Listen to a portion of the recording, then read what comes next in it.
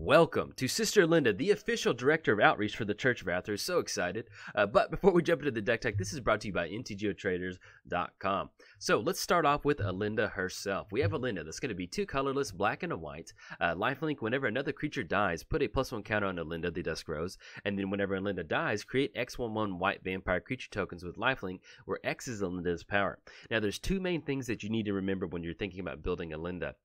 Whenever another creature dies, you're going to get that +1 counter in there. That's going to count for your opponent's creatures. It doesn't matter if it's your own creature. It doesn't matter if it's a token creature, what kind of creature it is. As long as it's a creature and it's going to die, you're going to be able to put a +1 counter on Elenda. So let's say that there's a bunch of creatures on the board. You somehow give Elenda indestructible. You cast a board wipe. You're going to get a ton of counters on Elenda. Another thing to keep in mind is when you're building Elenda is that whenever she dies, she has to go to the graveyard to utilize that XX, the X vampire token power. If she has 10 tokens on her and she dies and you send her back to the command zone, she technically never dies and you're not going to get that trigger because she never went to the graveyard. So when you're building Elenda with her actually being at the helm of your commander deck, you want to build in some safety valves. It's going to allow you to bring Elenda back out of the graveyard.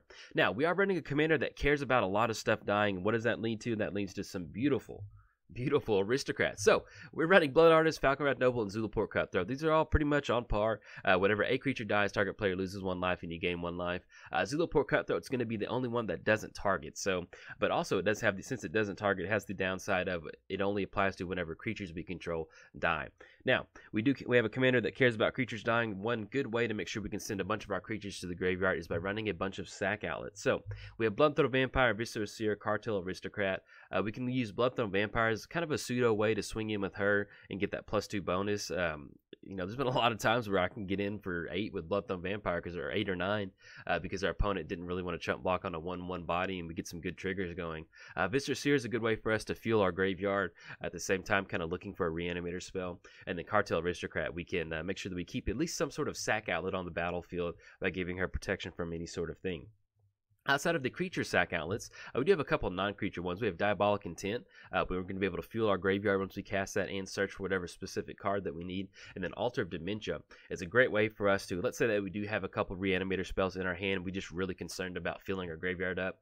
We can start sacrificing our board out and going for an Altar of Dementia. Now, let it be known that if you get Elenda big enough, and get enough tokens going, you have some weird boards, like a concoction of cards in your hand, you might be able to mill somebody out with Altar of Dementia once you get those those vampire tokens on the battle. I mean, it's not likely to happen, but it can be possible, so at least kind of keep that in mind. So we covered the Blood Artist style effects, we covered the different sack outlets we're running in the deck. Let's cover some of the ways that we can really amplify the amount of tokens that's going to be going onto Elenda, and that's going to start with creatures like this. So we have Pond of Ulamog. Whenever another non-token creature you control dies, create a 0/1 Eldrazi spawn token. We have Hallowed Spirit Keeper. Whenever it dies, create X11 white spirit tokens where X is the number of creature cards in your graveyard, and then Sifter of Skulls is just like the Pond of Ulamog.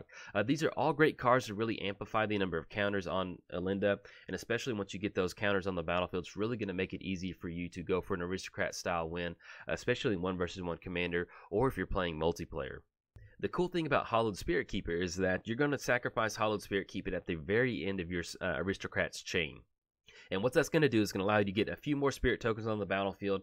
And usually with Hallowed Spirit Keeper and the last trigger from Elenda, it's going to give you more than enough to help you close out the game. Now, outside of these 3 creatures right here, we're also running Requiem Angel and Singar Autocrat. They're not necessarily going to amplify whenever a creature dies. Well, the Angel will. But with the Autocrat, we're going to at least get... The main thing is, you can think about it, when you're playing Aristocrats, you want to have as many bodies on the battlefield as possible.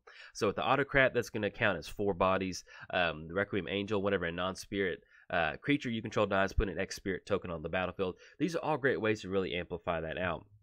And also wanted to cover that we're running the Atherid Necromancer Rotlung Reanimator. We are running a lot of humans in here. We're running a lot of clerics in here. So we can get a really good sacrifice chain going and getting some good zombies going too onto the battlefield to help us kind of fuel those +1 counters on Elenda to help us close the game out. Now that we covered some of the different creatures that really allow us to pump out a really big Elenda, here's some of the ways that we can make sure we can keep these creatures back onto the battlefield. One of the best ways is to give your creatures persist.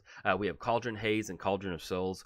Choose any number of target creatures. Each of those creatures gain persist. If you know what persist means, basically whenever it dies, if it did not have a -1 counter on it, return it to play with a -1 counter on it. This is basically for 2 mana with Cauldron Haze, or at least one, basically just 1 activation. It's going to allow you to sacrifice your entire board state and bring everybody back. Now, there will be some scenarios to where you have a 1-1 body or a 0-1 body, and it's going to make it a little bit hard for it to come back, and you really sacrifice your entire board state out. But with the Cauldron Haze, it basically acts as a doubling effect on going for your creatures and bringing them back, and especially with Elenda, because she's always going to have a +1 counter on it. She's not really going to have a -1 counter on her. Pretty much no matter how you stack it, because you can always sacrifice a creature to put a +1 counter on there to kind of cancel out that -1 ability. Now, outside of the persist ability, we're running stuff like Supernatural Stamina, and then we're also running Hatred. So with Supernatural Stamina, let's say that we do go to sacrifice Elenda, we can pay 1 black mana to bring her back onto the battlefield, and then actually that +2/+0 will allow us to get into just a few more vampire tokens. And we're also running Hatred. We can use Hatred to help us close the game out, but let's say that we just get down Elenda and we haven't swung in anybody and somebody's going to go for some spot removal. In response to that, we can pay X life, get a ton of vampire tokens onto the battlefield. Let's say that we have Suture Priest on the battlefield or Soul Warden. It's going to allow us to basically cancel out the entire life that we paid off Hatred and put us in a spot to either close it out through combat damage or close it out through aristocrat activations. Now, outside of the instant ways to kind of interact with Elenda, we do have a couple different ways that are kind of mass recursion to bring everything back out of the graveyard to rinse and repeat. Living Death, Rally the Ancestors, Wake the Dead. These are all great ways to bring stuff out of the graveyard quickly as possible and go for some quick little aristocrat action. Outside of these particular spells, we're also running Animate Dead and Reanimate as another way to make sure we can bring Elenda back out and get some of those good aristocrat triggers going. Now, outside of the way to kind of reanimate our creatures, we are running a few utility creatures in here that kind of help us push a good game plan. Recruiter of the Guard is absolutely wonderful in the deck. It's going to basically turn every single creature online. I mean, pretty much there's no creature with power toughness 2 or higher, so she's going to be able to grab whatever you need. We're also running Ravo Soul Tender, so if we get into spots where we need to kind of go beat sticks, we're going to have that +1/+1 ability, and then we can start bringing something back out of the graveyard. So let's say we sacrifice Recruiter of the Guard, we have Ravos on the battlefield, we can bring Recruiter of the Guard back to our hand, and we can recast it and kind of find what we need to go for. Same thing with the One-Eyed, we can sacrifice it to return a black card from our graveyard to our hand, so it's another thing that we can bring back with Ravos Soul Tender. Outside of that, we're running Vizkopa Guildmage and Skirstag High Priest. The High Priest, absolutely wonderful in any sort of aristocrat stack. You're going to be sacrificing your creatures. You want your creatures to go to the graveyard, and you can really start generating some extra value from the High Priest by getting those tokens onto the battlefield, those 5/5 demons. Start swinging in. You can really make a difference. Now, Vizkopa Guildmage. Vizkopa Guildmage is almost like a 4th copy of Blood Artist. Even though it doesn't care about a creature dying technically, it cares about you gaining life. So, in that last ability, whenever you gain life this turn, each opponent loses that much life.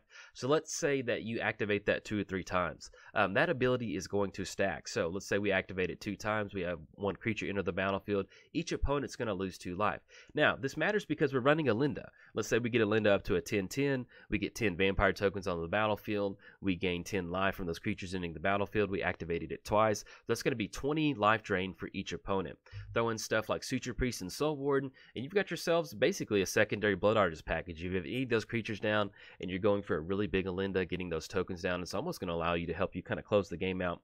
And then, in combination with something like Blood Artist and sacking them out, usually might help you kind of close the game out from there. Now, that's going to be the deck tech in a nutshell. I do have 3 gameplay videos up for you right now. And if you're thinking about joining the Church of Athreos, let Sister Elenda know. All right, if you enjoyed the video, bye.